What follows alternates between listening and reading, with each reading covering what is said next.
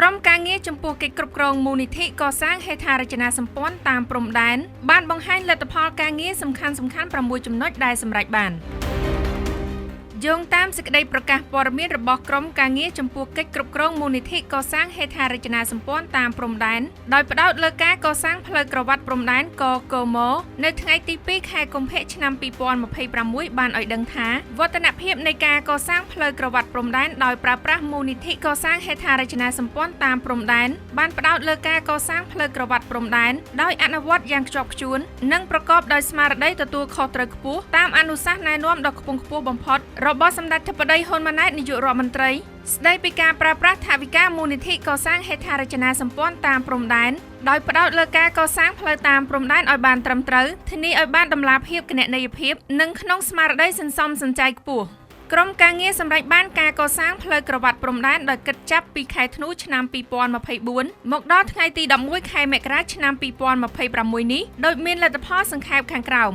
1ក្រុមការងារចំពោះកិច្ចកកមបានចាត់បញ្ជូនកម្លាំងវិស្វកម្មកសាងផ្លូវចំនួន8កងឯកភាពដោយប្រើប្រាស់រថយន្តគ្រឿងចក្រនិងម៉ាស៊ីនគ្រប់ប្រភេទចំនួន286គ្រឿងក្នុងនោះនៅខេត្តមណ្ឌលគិរីមាន5កងឯកភាពប្រើប្រាស់រថយន្តគ្រឿងចក្រនិងម៉ាស៊ីនគ្រប់ប្រភេទចំនួន200គ្រឿងនិងខេត្តរតនគិរីមាន3កងឯកភាពប្រើប្រាស់រថយន្តគ្រឿងចក្រនិងម៉ាស៊ីនគ្រប់ប្រភេទចំនួន86គ្រឿង2ចំពោះការងាររាវរកគ្រាប់មីនយុទ្ធភ័ណ្ឌមិនទាន់ផ្ទុះតាមមុខសញ្ញានៃការដ្ឋានស្ថាបនាផ្លូវក្រវ៉ាត់ព្រំដែនត្រូវបានសម្រេចជាស្ថាពរលើផ្ទៃដីទំហំ6,40,000 ម៉ែត្រការ៉េស្មើនឹង 96.64% នៃផ្ទៃដីសរុបដែលក្រុងរាវរកទំហំ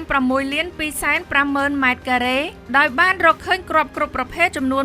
106គ្រាប់លោហៈធាតុ 1,006 គីឡូក្រាមក្នុងនោះរួមមានគ្រាប់បំប៊ីគ្រាប់បែកចង្កោមចំនួន43គ្រាប់3ក្រុមការងារចំពោះកិច្ចកកម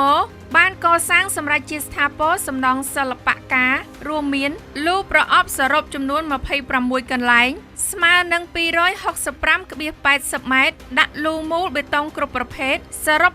244កន្លែងនិងស្ថាបនាសម្រាប់ជាស្ថាពរនៅថ្នល់បេតុងបង្ហូររក្សាទឹកទុកប្រើប្រាស់សរុបចំនួន11កន្លែងស្មើនឹង 232.30 ម៉ែត្រក្នុងនោះថ្នល់បេតុងបង្ហូររក្សាទឹកទុកប្រើប្រាស់សម្រាប់ស្ថាពរបានចំនួន5កន្លែងស្មើនឹង180ម៉ែត្រនិងទំនប់បេតុងបង្ហូររក្សាទឹកទុកប្រើប្រាស់សម្រាប់ស្ថាពរបានចំនួន6កន្លែងស្មើនឹង 52.30 ម៉ែត្រនិងស្ថាបនាស្ពានបេតុងសម្រាប់បានចំនួន1កន្លែងប្រវែង18ម៉ែត្រ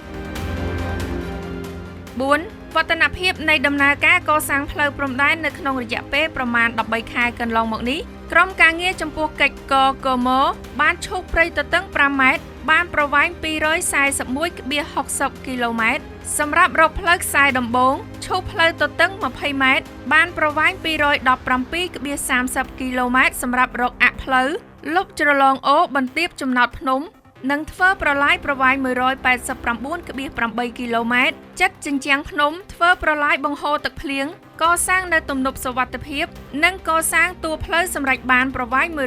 189.3 គីឡូម៉ែត្រនិងចក្រាលបាយកំទេចថ្មកិនបង្ហាប់បានប្រវែង 120.20 គីឡូម៉ែត្រជាលទ្ធផលរួមនៃដំណើរការកសាងផ្លូវក្រវ៉ាត់ព្រំដែននេះគឺសម្រេចបានប្រមាណ 72.29% នៃផែនការរួមក្នុងនោះខេត្តមណ្ឌលគិរីសម្រេចបាន 91.2% និងខេត្តរតនគិរីសម្រេចបាន 51.81% 5ក្រុមការងារចំពោះកិច្ចកកមបានកសាងបង្គោលស្លាកមូលនិធិបានចំនួន6កន្លែងលើផែនការ8កន្លែងនិងបានដាំកូនត្នោតសរុបចំនួន936ដើមដែលជាអត្តសញ្ញាណជាតិតាមបណ្ដោយផ្លូវខ្សែក្រវ៉ាត់ព្រំដែនទី1 6ចំពោះមុខនេះក្រុមការងារចំពោះកិច្ចកកមបាននឹងកំពុងបន្តជំរុញការងារកសាងផ្លូវនិងសំណង់មុខទឹកក្នុងភូមិសាស្ត្រខេត្តមណ្ឌលគិរីឲ្យសម្រេចបានជាស្ថាពរ 100% យ៉ាងយូរត្រឹមខែមីនាឆ្នាំ2026ខាងមុខនេះពន្លឿនការងារកសាងផ្លូវនិងចក្រាលបាយថ្មជាពិសេសនៅតំបន់ដែលមានស្ថានភាពភូមិសាស្ត្រលំបាកនិងកែលម្អសំណង់និងត្រួតពិនិត្យលក្ខណៈបច្ចេកទេសដើម្បីធានាបានទាំងគុណភាពភាពធន់និងសោភ័ណភាព